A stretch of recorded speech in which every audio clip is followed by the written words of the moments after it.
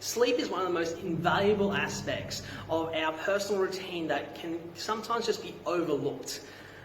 Everything from reducing stress levels to lowering blood pressure, sleep is invaluable and we can't stress that enough, guys. So today we're going to go through 3 easy tips that you can implement at home, which are going to take no time whatsoever, so you can get a better night's sleep, okay?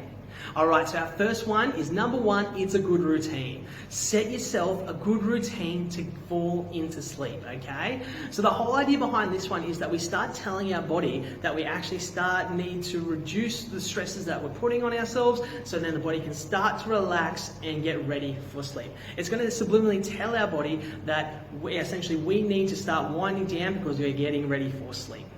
The best ways to do this, guys, is essentially to reduce light impact. So essentially making sure that you're turning off the TV, you might be reading a book, you might go have a shower, you might be brushing your teeth. That in a set order will essentially provide your body with enough feedback to make sure that you're actually starting to slow down and reduce your capacity and letting your brain start to relax, okay? So that's first number 1. So write yourself out an amazing schedule that you get to follow every night that you can ease into and relax.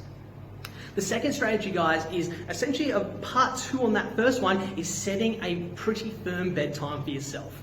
I'm one of the big people that used to stay up extremely late into the night. I used to have a night job, which was one of the worst parts of me. I would work till 4 or 5 o'clock in the morning and then come back home and then try and get sleep at that time of day, and it just would never work out for me. It's taken me a lot of years to break that routine, and honestly, I've been PTing for about 10 years now, and it's only probably been the last about 3 years, so it took me about 7 years to kind of get out of that night shift routine, which I only did for about 4 or 5 years, guys. So I really highly recommend setting yourself a firm bedtime. So that means, once again, getting rid of those devices out of the room, making sure you're just setting firm and not staying up all night watching Netflix or anything along those lines, okay, guys? Set a firm bedtime for yourself so you can stop, press pause on everything and start letting your brain and your body start to quiet down.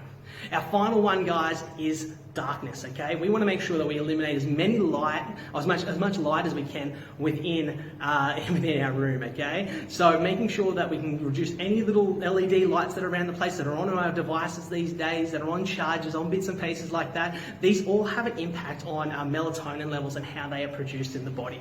This is a massive segment, so if you need to do a bit more research into this one, feel free to go talk to your doctor and they can actually indicate a little bit more or tell you more about melatonin levels and how their effects on the body are, okay?